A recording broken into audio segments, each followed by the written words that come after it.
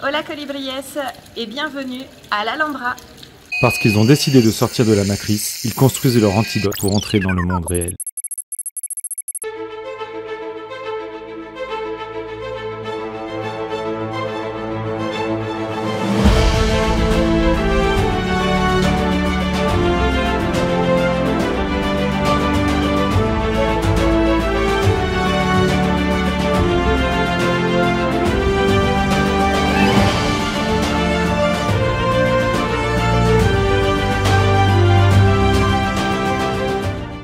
Considérée comme l'un des monuments majeurs de l'architecture hispano-mauresque, l'Alhambra de Grenade est l'unique ville palatine islamique qui a été conservée pratiquement intacte jusqu'à nos jours.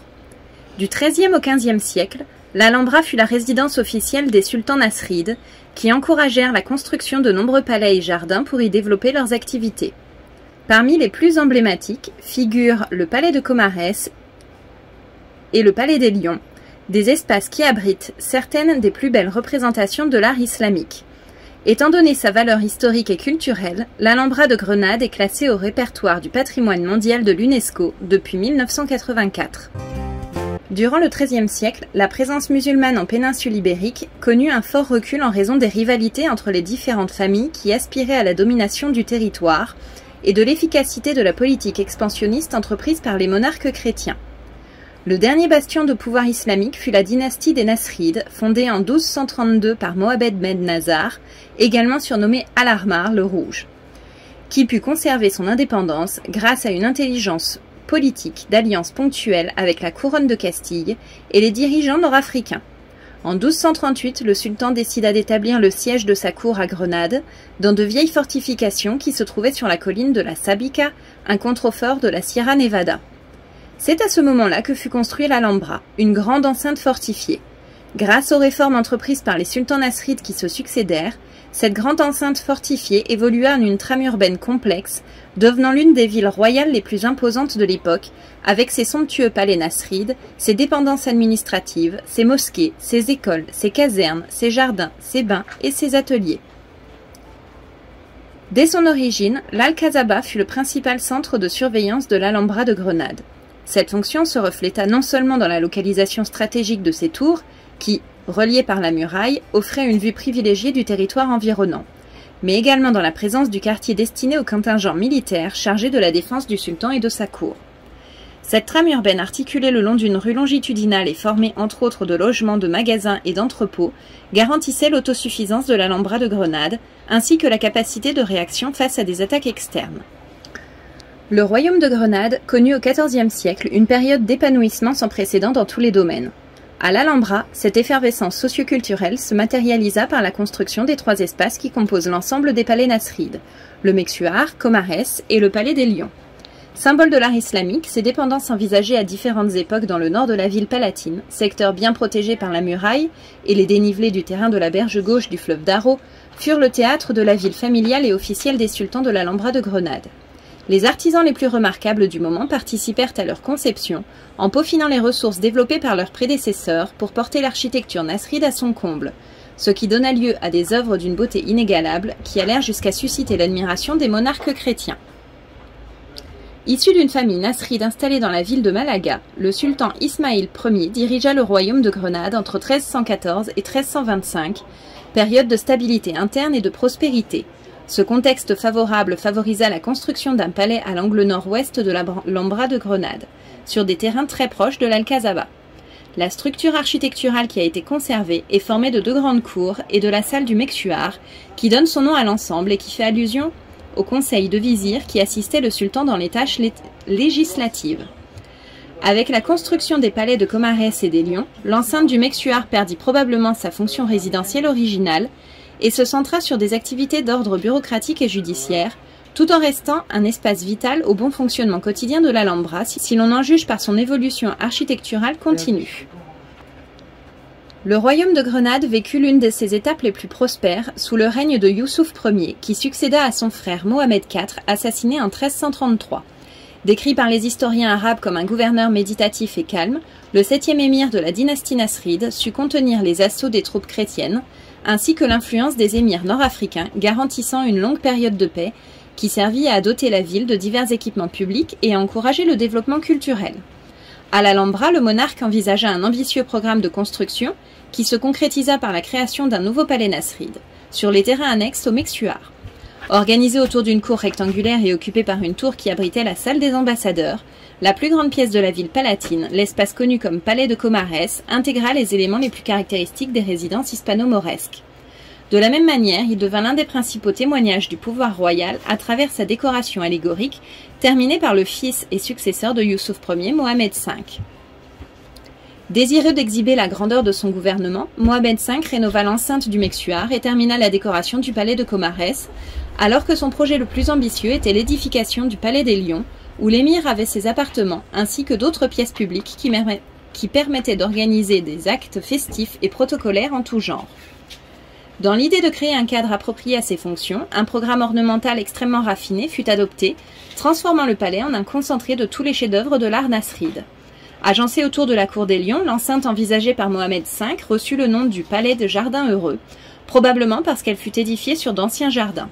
Cette dénomination soulignait également le caractère édénique d'un espace qui fut souvent comparé à une oasis en pierre. De fait, divers éléments architecturaux renvoient à cette idée. Des colonnes qui délimitent la cour des Lions, similaires à des palmiers, jusqu'aux petits canaux qui rappellent les ruisseaux d'un verger en passant par les kiosques de la galerie semblables à des tentes.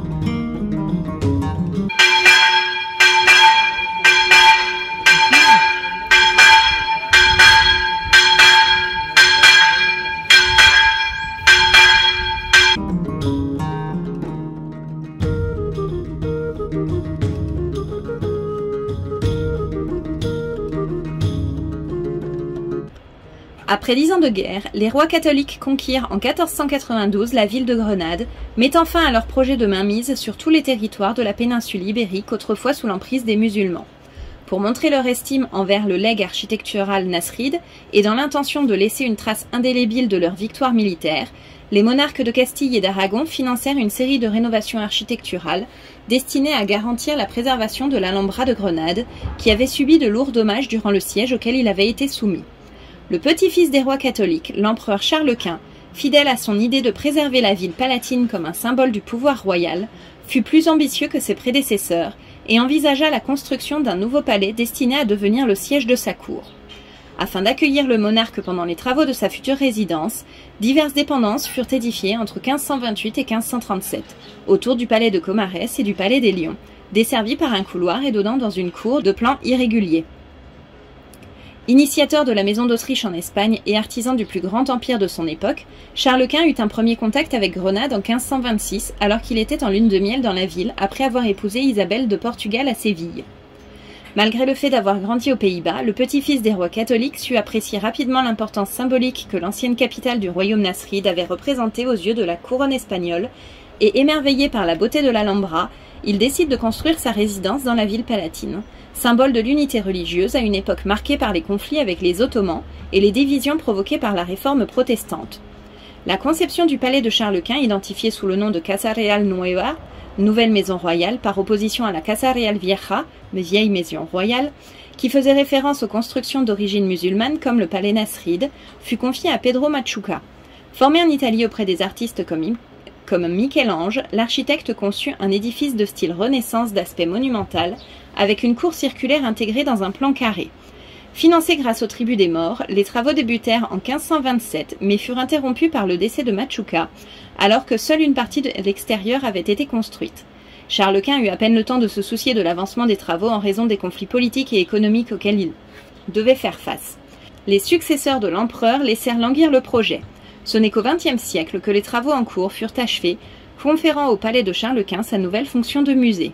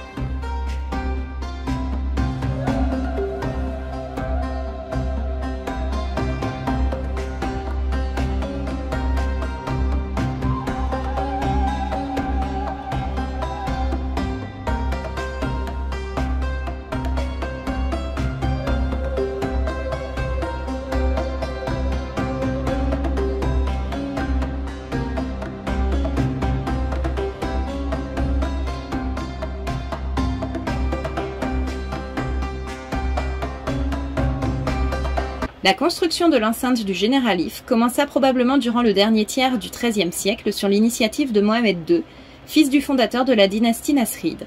La propriété agrandie à plusieurs reprises à l'époque musulmane fut établie à une distance raisonnable de l'Alhambra, de telle sorte que le sultan pouvait bénéficier d'une grande intimité, mais également se déplacer rapidement jusqu'à la ville palatine au cas où sa présence à la cour était jugée utile.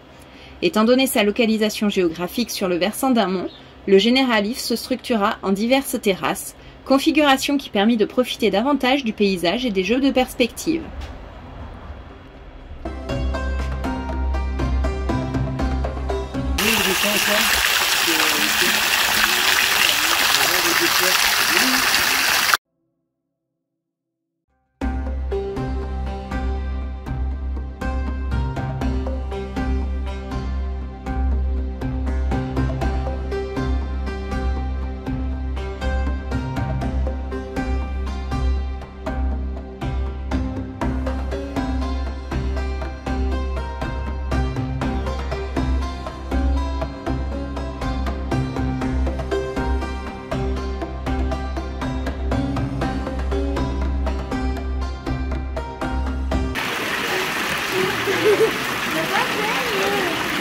Non, non, regarde, il y a une ficelle, je peux pas. Ah oui, mais on va y aller, on va y aller.